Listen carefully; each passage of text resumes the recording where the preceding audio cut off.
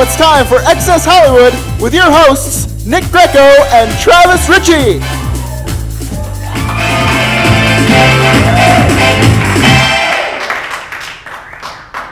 Good evening, and welcome to Excess Hollywood, where we give you the latest on what's hot, hip, and happening in Hollywood. I'm Nick Greco. And I'm Travis Ritchie.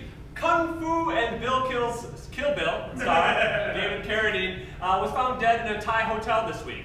Also, blues legend Coco Taylor passed away at age 80. And since celebrity deaths always come in threes, we're saddened to announce the death of John Travolta's career. Time of death, 1:23. This week, Horde debutante Paris Hilton has announced that she'll shoot her reality show My New BFF in the Arab city of Dubai. This will mark the first time in travel history where the local inhabitants of a country will have to get a vaccination because of a visitor. And now an exclusive Excess Hollywood interview with our own Hope Shapiro. Hope! Yes, hi. Here I am with Miley Cyrus after her recent win for an MTV Movie Award. Yeah, it was an awesome MTV Movie Award. Pretty crazy, but awesome. So, Miley, tell us about your experience attending the MTV Movie Award. Well, it was like real big and like fancy, and it was like in a big fancy room, and I just loved it. I loved being in that big room with all those fancy people that the MTV Movie Awards were in. Pretty crazy, but awesome. Awesome. But what was the whole experience like? I mean, I know you won the award for Best Song in a Movie this year. Yeah, because it was like the best song. I just love it. I love my song. I love singing. I love singing my songs. It's pretty crazy, though. But what did you mean when you said that you were on a boat? Because it was crazy. What was? Okay. So, Miley. Oh, did I tell you I got all fancy? I got to wear like a real fancy clothing outfit, and I was like real fancy. It was crazy awesome. Ask her something else. Ask her something else.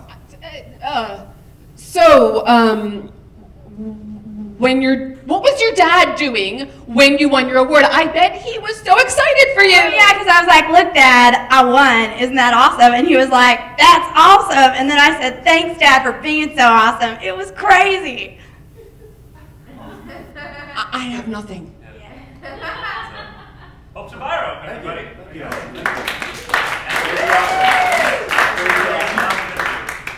Transformers star Shia the Beef LaBeouf spoke explicitly in a Playboy magazine about his sexual taste, stating, "Probably the sexiest woman I know is my mother.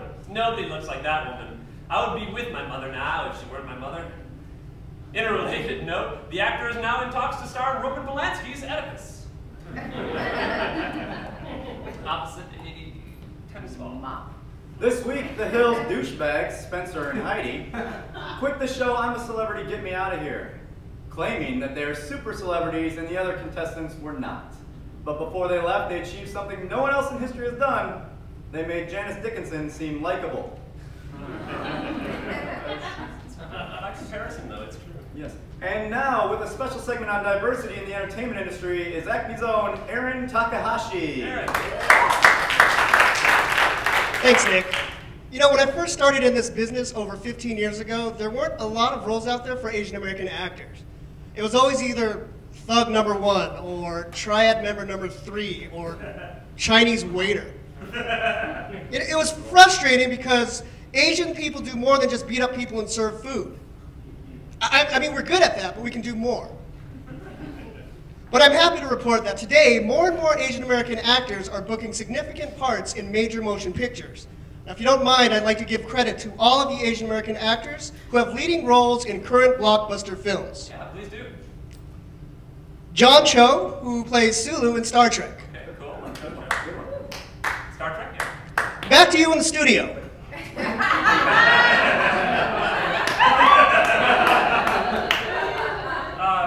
Aaron, is there anyone else? No. Are you sure? Yes. Now stop bugging me before I put you in a headlock and choke you to death with a plate of sweet and sour chicken. Okay, Aaron Takahashi, everyone. In his new book, Rock Roadie, a Jimi Hendrix roadie, James Tappy Wright, claims the guitar legend was murdered by his manager, who forced pills and red wine down his throat. Because everyone knows if you wanted Jimi Hendrix to take drugs and alcohol, you were going to have to force it down him. And finally, actress Angelina Jolie was named the world's most powerful celebrity in the Forbes 2009 Celebrity 100 list, knocking Oprah Winfrey, who has held the top spot for 2 years running, to second place. When the magazine hit newsstands, a bitter Oprah reportedly hunted down Jolie and ate her. She's been doing that a lot this year. Delicious. Well, thanks for, this is Access Hollywood. I'm Nick Greco. And I'm Travis Ritchie. Good night, everyone. Thank you.